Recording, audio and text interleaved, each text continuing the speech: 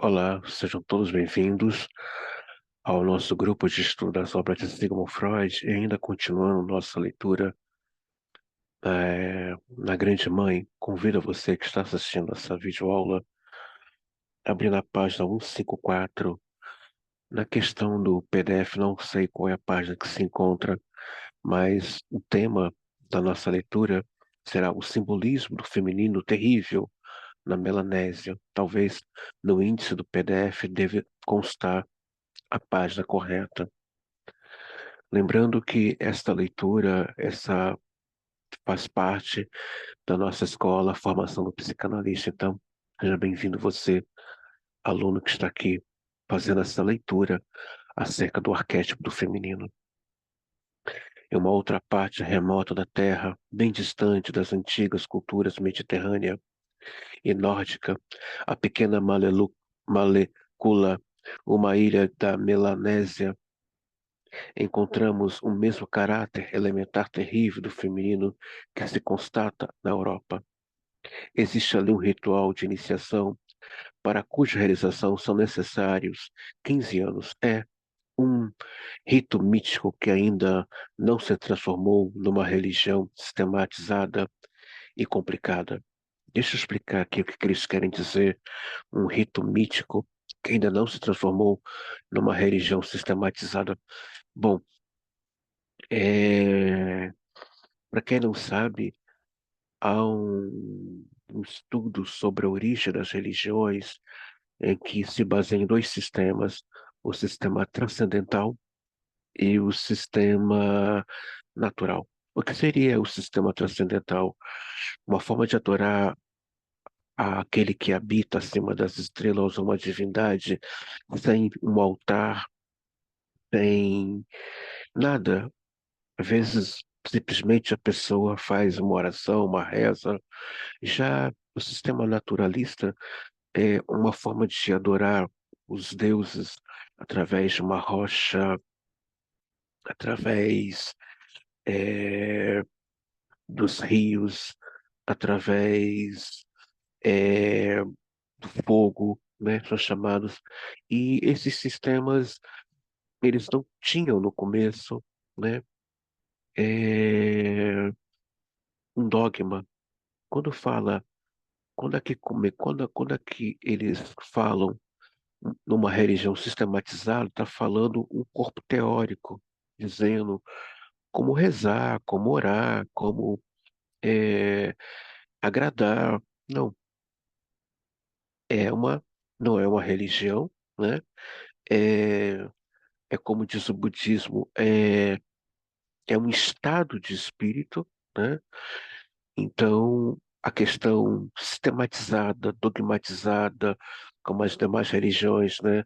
Acredita que se fizer assim, se fizer assado, vai agradar a divindade. Nesse quesito aqui, não. Nesse quesito, não entrou a questão do dogma. Claro, qualquer teólogo, pesquisador sério sabe que a fé não precisa de uma teoria, não dá para botar teoria na fé, não dá para botar teoria numa divindade, mas pode-se fazer uma pesquisa acerca do fenômeno da fé. A fé é um fenômeno. Então, fica aí essa dica para vocês na questão desse movimento aqui, arquétipo desse feminino. Layard deu ao seu livro o nome Homens da Pedra de Malecula, porque os ritos ainda vivos naquele local são só compreensíveis no Ocidente quando classificados como elementos de um mundo pré-histórico e primitivo que remonta à Idade da Pedra. Do extenso material que Layard reuniu, interpretou, apresentamos somente o que ele tem a dizer no tocante ao feminino terrível e o seu papel na vida daquelas pessoas. O rito que adotou uma coloração patriarcal trata de uma disputa do grupo com o espírito guardião, que se opõe à divindade de luz. Hoje, esse Deus da luz desempenha um papel de destaque, mas não só relativamente pouco tempo foi o que alcançou o seu significado atual. O espírito guardião representa uma figura feminina ou de sexo indefinido, mas cujo caráter terrível que é inequivocadamente de uma fertilidade feminina matriarcal. Sua bissexualidade urobórica explica-se pela mistura que ocorreu com o poder destrutivo do feminino e que é depois frequentemente representado como masculino. Esse espírito guardião e devorador representa de forma característica a fúria dos antepassados. Olha, para vocês entenderem nas malhas da ciência o que esse textozinho está falando aqui, eu recomendo para vocês verem a série no Netflix chamada O Avatar. Não, não é o primeiro, mas uma série no Netflix. Lá vai explicar essa dualidade, né, de uma deusa que se manifesta muitas vezes é, numa personificação masculina, tá? Então, quem puder ver, é uma série, né, de cunho é, juvenil, né? Mas que tem ali reflexões muito interessantes do mundo asiático. Então, se vocês puderem assistir, tá aqui a dica para vocês, ou Avatar, tá? Não é o primeiro, não. É uma série que tem lá, muito boa, né? Tá na primeira temporada e caminha aí, né, para a segunda temporada também. Então, quem puder assistir o Avatar, tá a dica aqui para vocês. Vai falar um pouco aqui dessa representação do espírito guardião, que sempre foi a figura de uma mulher. Quero deixar isso bem claro para vocês. Quando estudamos história da magia, o espírito guardião fala-se sempre da figura feminina. Então, tá aqui a dica para vocês. Se puderem assistir essa série do Avatar, tá bom?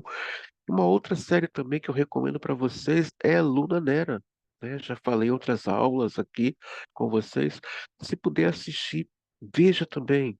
Vai ajudar nessa questão, o que significa esse espírito guardião. Estes são exatamente os representantes masculinos matrilineares, o irmão da mãe, o irmão do avô, da avó, isto é, são os ancestrais matriarcais, e o espírito guardião é o lado masculino perverso da mulher matriarcal, numa extensa correspondência, correlação entre Sete, o irmão da mãe, e Ísis, que, que discutimos em outra ocasião.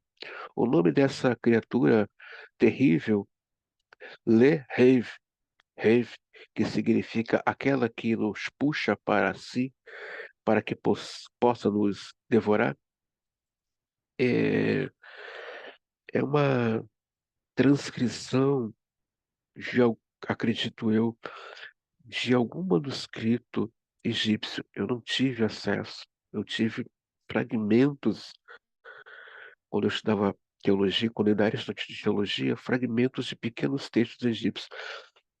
O máximo que eu pude chegar foi é, no aramaico e no árabe daquela época. Então, dizer para vocês que eu tenho uma noção de a língua egípcia em si, não.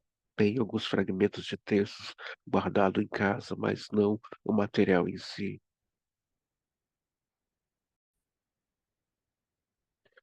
Esse monstro pertence ao mundo inferior, a uma caverna, ao símbolo da terra, dos mortos original, e representa a influência aniquiladora da sepultura, né?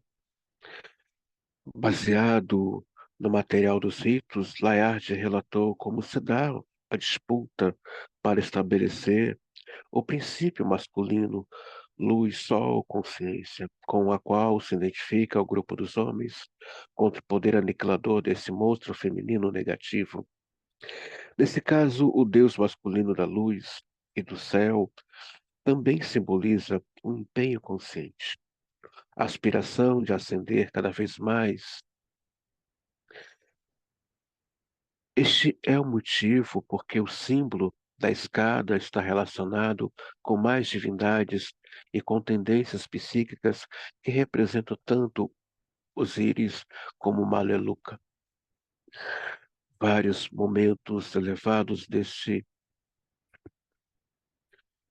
a torre disposta em blocos na Suméria e no México até Borobudur, no Ceilão, estão relacionados com essa tendência do espírito preponderantemente masculino de empenhar na direção do céu. O monstro Rei representa para o habitante de Malecula os medos inconscientes, o medo de ser devorado pela força primeva, da qual ele, o primitivo, se libertou com tanto empenho, e para cujas profundezas ele, portanto, está em constante perigo de retornar. Essa palavra, a luz, os filhos da luz, os filhos do sol, ela está aí, né, para quem estudou um pouquinho de semiótica, ela está espalhada, né, é, na mídia, nas redes sociais, para quem teve um pouquinho de contato, né, com semiótica, consegue identificar, na verdade, até em desenhos, né, a questão dos filhos da luz, a luz vai brilhar, essa questão é de que o mundo é iluminado a partir da consciência dos homens, né? Essa coisa de sepultar, recalcar o feminino e fazer com que a mulher cada vez mais fique longe, distante, e com uma consciência apagada dos seus arquétipos de ordem feminina. Então, essa inverdade que escutamos através de séculos, né? Que o conhecimento, a verdade, a luz, a iluminação veio através de mentes brilhantes que foram os homens, o que não é verdade. O que não é verdade. Há um livro chamado Para o Seu Próprio Bem, eu coloquei na bibliografia quando eu estava preparando a ementa das aulas sobre histeria.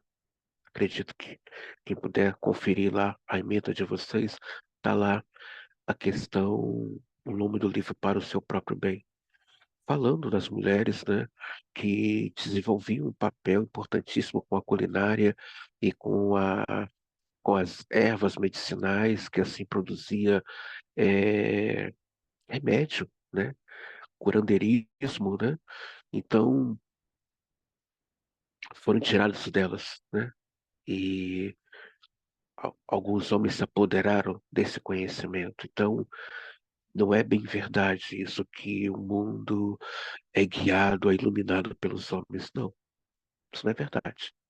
Se pesquisar e buscar em materiais, se tiver a paciência e demanda para uma pesquisa mais profunda, vai se descobrir, né, que os grandes gênios da filosofia, da psicanálise, da teologia, havia-se mulheres, porém não são citadas, e se colocar na Wikipédia, você vai ver, né, um número assim bem oculto, bem escondido sobre os grandes gênios da ciência, da filosofia e de outras artes que eram mulheres e que ninguém cita.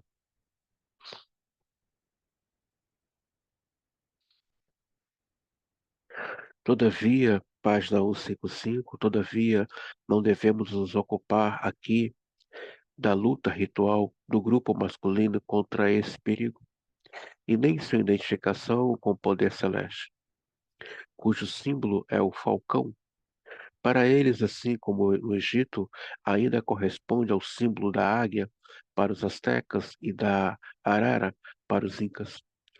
Para nossos propósitos e suficiente reconhecer aqui a forma do feminino terrível com sua simbologia arquétipa.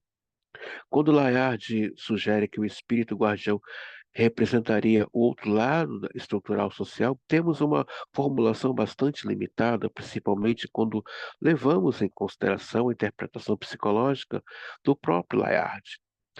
Toda a vida da humanidade, e com certeza da humanidade primitiva, é uma extensão, toda a humanidade é primitiva, residente da luta contra o poder de sucção do inconsciente, de seu fascínio regressivo, que é o lado terrível do feminino. Toda a vida em molécula gira em torno do esforço de superar a atração descendente da gravitação psíquica por meio de uma persistente ascensão ritual. O sucesso ou o fracasso desse processo se manifesta na viagem dos mortos, já antecipada no rito de iniciação, em que a pessoa falecida se defronta com um monstro devorador que descobre se pode ou não se haver com ele. Todas as iniciações dos povos primitivos, assim como descritas no livro egípcio dos mortos ou o livro tibetano dos mortos e dos cultos de mistério, do encantamento mágico, da gnose e das religiões sacramentais, salvaguardar o indivíduo do poder aniquilador da morte, protegê-lo do feminino devorador. O máximo que eu tenho é a história da magia, foi o máximo onde eu pude chegar, mas eu espero, ainda em vida, ter a oportunidade de ter esses dois livros, o tibetano, né, e esse egípcio, o livro dos mortos e o livro dos vivos, né? Geralmente são livros usados para invocações, usados para você tê-los que utilizá-los em determinadas datas e também de acordo com a lua, né? São livros bem caros no momento. Eu não disponho aí de R$ 10.000 para comprar uma obra dessa, né? O máximo que eu chego de uma compra de livros é R$ 1.000 por mês, o máximo que eu chego. Mas uma hora, acredito eu, que terei a chance de ter essa relíquia para pesquisa, né? Como diz, né? Toda pesquisa muito bem feita, muito bem elaborada, ela requer aí um custo financeiro. É nos é indiferente aqui esse feminino é caracterizado como sepultura ou mundo inferior, como o inferno ou Maia, como Emar, Mene ou destino, como o monstro ou o feiticeira, serpentes ou trevas. De qualquer forma, a morte é sempre a extinção do indivíduo e da consciência como luz. Sobreviver consiste em demonstrar que a pessoa pertence não às trevas, mas ao mundo da luz. Layard constatou que os desenhos ritualísticos de labirintos feitos na areia estão relacionados com esse mito do monstro devorador. Supõe-se que estes desenhos representem um caminho através do mundo inferior e uma viagem marítima noturna, isto é, são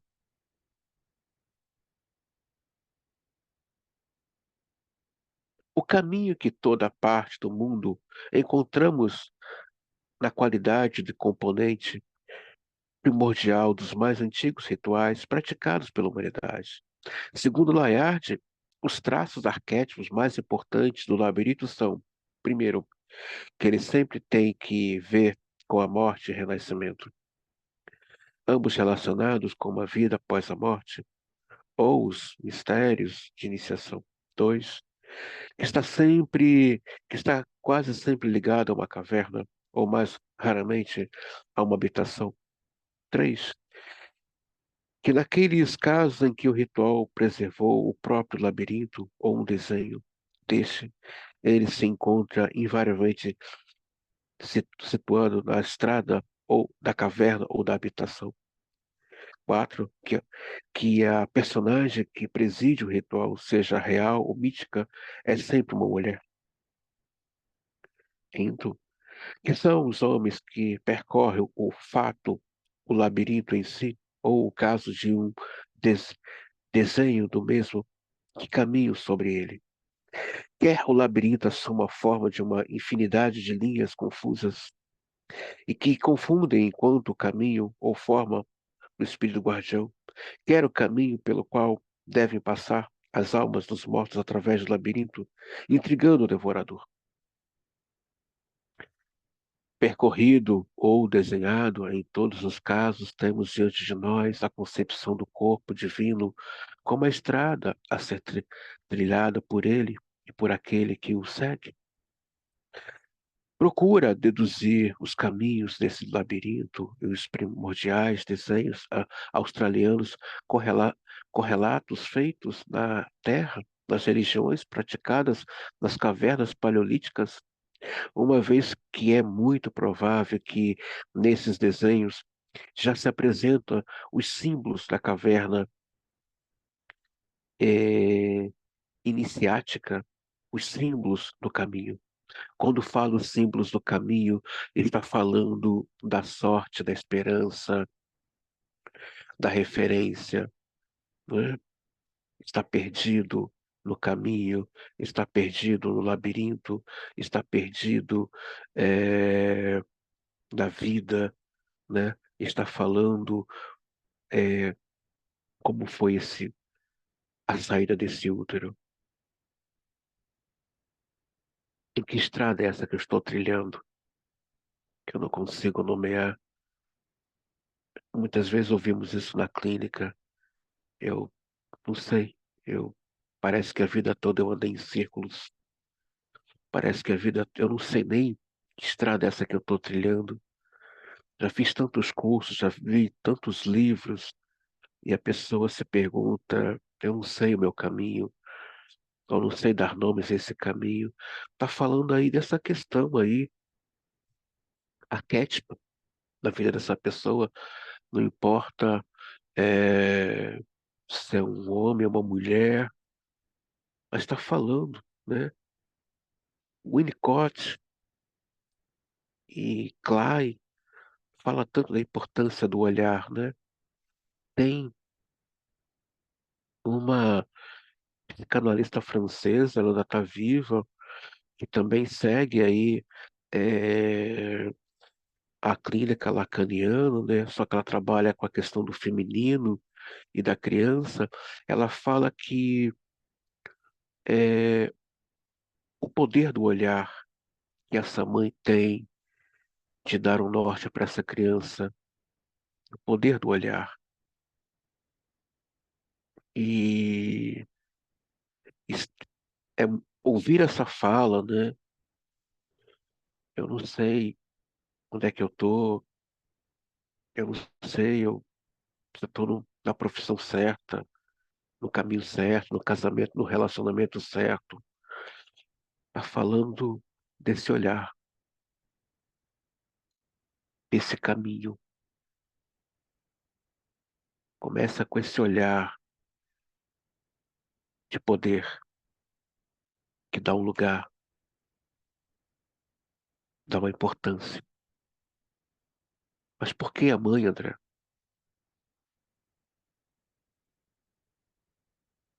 A mãe já está dizendo o nome. É um arquétipo, é um mito universal. É a mãe. Sempre será a mãe.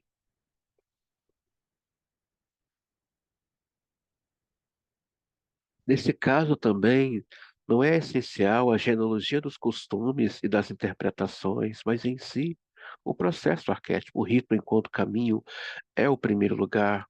O arquétipo, caminho ou dançando sobre a forma de labirinto, espiral, como imagem de um espírito, ou caminho através de um portal da morte e do nascimento.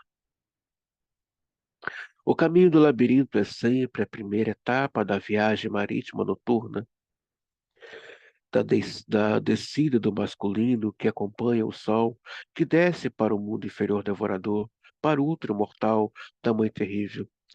Esse caminho labiríntico labiríntico que conduz ao centro do perigo ao longo da qual é dada a sentença no reino dos mortos à meia-noite, na metade da viagem marítima noturna pelo mundo inferior. Encontra-se tanto no julgamento dos mortos no Egito, como os mistérios clássicos e primitivos, assim como nos equivalentes processos de evolução psíquica do homem,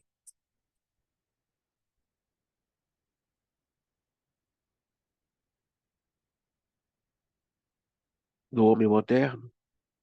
O labirinto, em virtude de seu caráter perigoso, é representado frequentemente também como uma teia, em seu centro como uma aranha. Já viram aquela história, né? São textos soltos, né? Que quando você tem aí já um arcabouço de uma leitura como essa, fica fácil você pegar aquele texto e aonde encaixá-lo, né?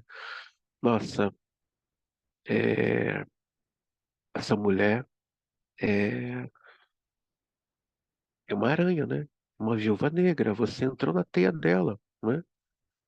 Geralmente, é, mulheres com estruturas histéricas ou que têm um traço histérico, ou movimentos histéricos, geralmente conduzem alguns homens às suas teias, né?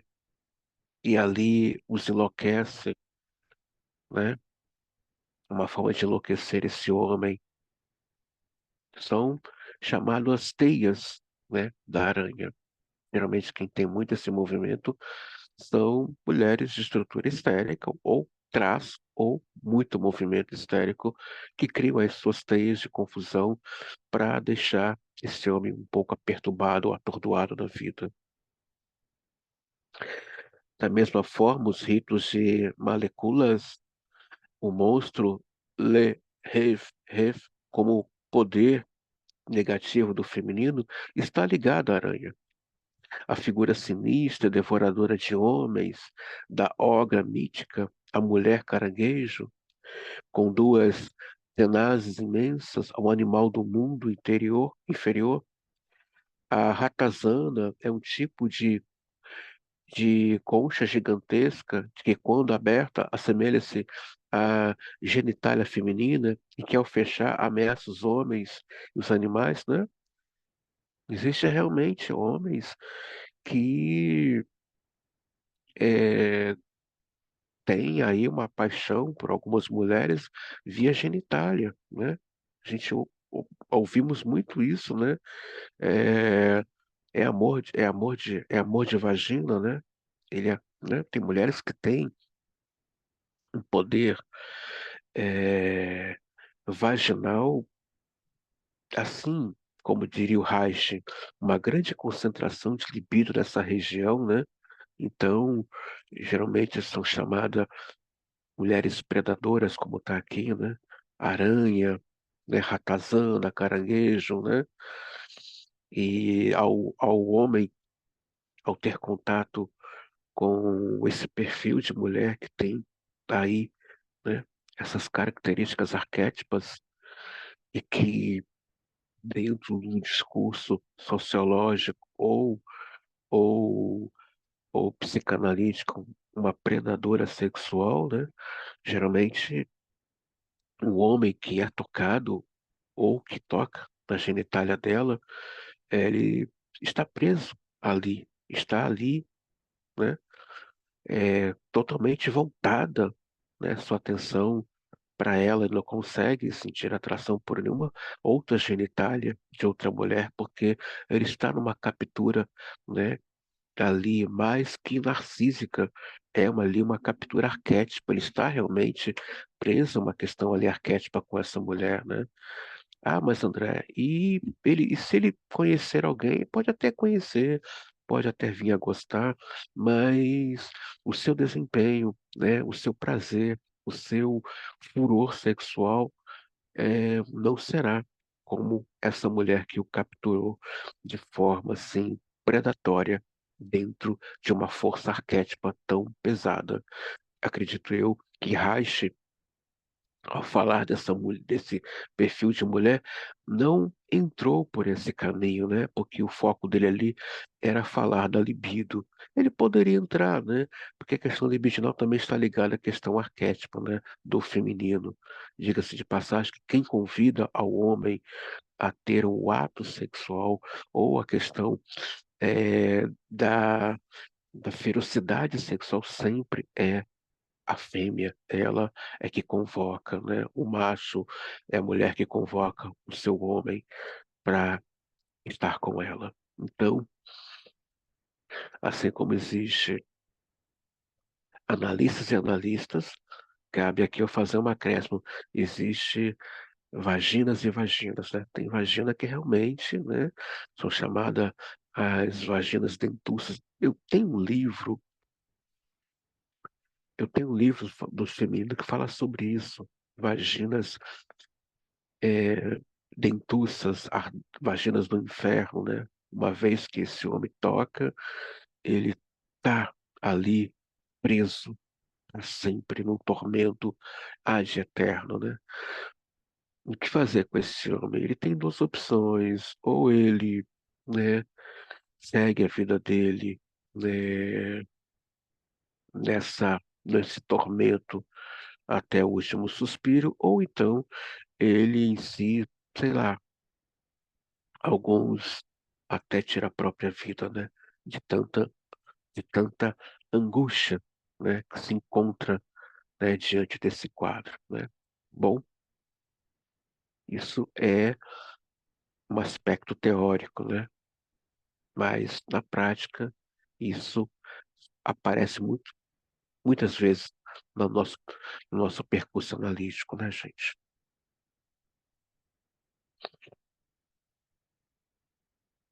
Isto significa que a terrível goela da morte, ou útero devorador, que deve ser transposto, consiste de duas luas crescentes por toda parte ligadas, principalmente à grande mãe da escuridão da noite, idênticas às tenazes do monstro caranguejo, né?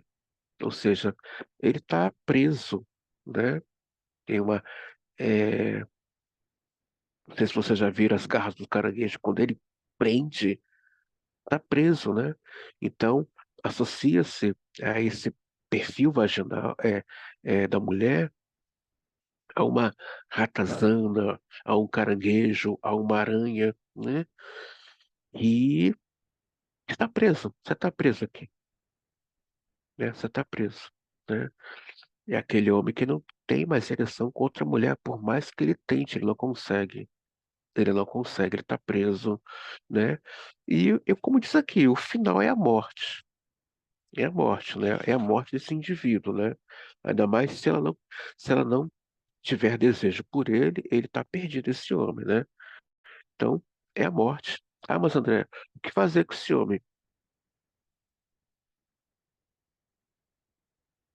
Aqui acho que não cabe nenhum conselho da minha parte, né?